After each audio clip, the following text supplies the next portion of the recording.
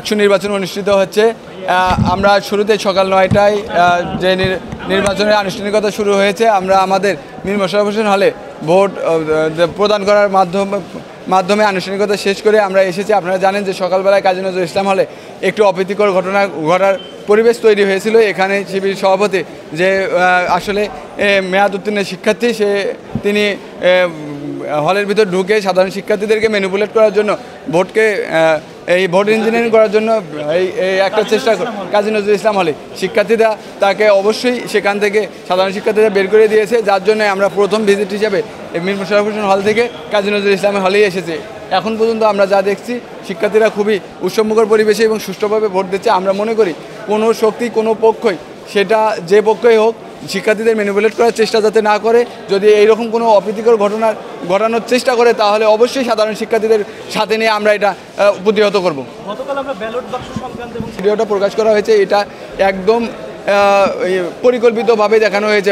কারণ নির্বাচন কমিশন বিভিন্ন হলে তাদের কার্যক্রমকে পরিচালনার জন্য ব্যালট বাক্সগুলো তাদের লোকজনই নিয়ে যাচ্ছিল, কিন্তু আমাদের কিছু সাবেক শিক্ষার্থী জাহাঙ্গীরনগর বিশ্ববিদ্যালয়ে তারা আসলে নির্বাচন কমিশনের সাথে কথা বলার জন্য এসেছে যে আসলে নির্বাচন যে এতদিন পরে হচ্ছে, সকলের ভিতরে একটা উৎসব আমেজ তৈরি হয়েছে, তারাও এই আমেজের অংশ হতে চায় এবং যার জন্য একটা পাস কার্ড কোনো ক্রমে নেওয়া যায় কিনা, যদি বিশ্ববিদ্যালয় বা এবং নির্বাচন কমিশন সেটা অনুমতি দেয়, তাহলে সেটা ওনারা নিতেন এবং বিশ্ববিদ্যালয়ে আসতেন।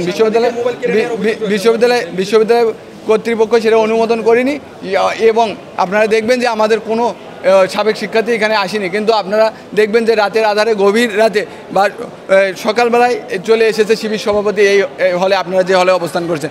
সুতরাং আমরা বলতে চাই যে এখন পর্যন্ত যেটা আমরা পেয়েছি, গতকাল রাতে বিশ্ববিদ্যালয় প্রশাসন এবং এই যে নির্বাচন কমিশন একটা প্রহসন তৈরি করেছে, আমরা দেখেছি যে সেই প্রহসনের মাধ্যমে বিভিন্ন ধরনের অসঙ্গতি, যে আসলে আমাদের ভোট গণনার যে মেশিন নিয়ে আসা হয়েছে, সেটাও একটি ছাত্র সংগঠনের মদতপুষ্ট তাদের অঙ্গ সংগঠনের লোকজন দ্বারা পরিচালিত হবে। আমরা বলেছি যে এটা আচ্ছা না, আপনারা দেখবেন যে শুরু থেকে এই নির্বাচনে অনেক ধরনের অসঙ্গতি ছিল।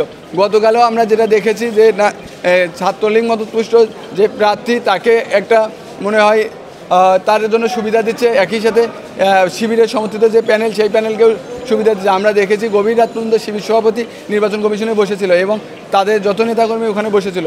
তাহলে এটার আসলে ব্যাখ্যা কী? এবং একই সাথে সকালবেলা কাজী নজরুল ইসলাম হলে শিবির সভাপতির আসলে আসার কারণ কি, যার জন্য আমরা প্রথমেই এখানে এসেছি।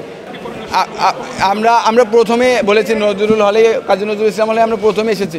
আমরা একের পর এক যে 21টা হল আছে আমরা যাওয়ার চেষ্টা করছি।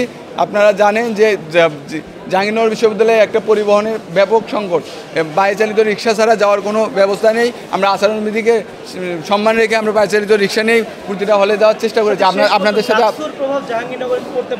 অবশ্যই না, জাহাঙ্গীরনগর বিশ্ববিদ্যালয়ে একটি আলাদা জায়গা, স্বতন্ত্র জায়গা। এখানে শিক্ষার্থীদের মন এবং মনন আলাদা। জাহাঙ্গীরনগরের আর্থসামাজিক ব্যবস্থা এবং কালচারাল যে ব্যাপার আছে, সেখানে শিক্ষার্থীরা প্রগতিশীলতা নিয়ে বড় হয়েছে, শিক্ষার্থীরা বেড়ে উঠেছে। শিক্ষার্থীরা তাদের ভোটাধিকার অবশ্যই 71 এবং 24-কে লালন করে এমন শক্তির উপরেই দেবে। 24কে এবং 71কে যারা লালন করে না, এ ধরনের কোনো শক্তিকে তারা আসলে তাদের ভোট দিয়ে জয়যুক্ত করাবে না বলে আশাবাদী। যার জন্য আমরা জাতীয়তাবাদী ছাত্র দলের প্যানেল এখন পর্যন্ত আশাবাদী যে সাধারণ শিক্ষার্থীরা আমাদের পাশে আছে এবং পাশে থাকবে।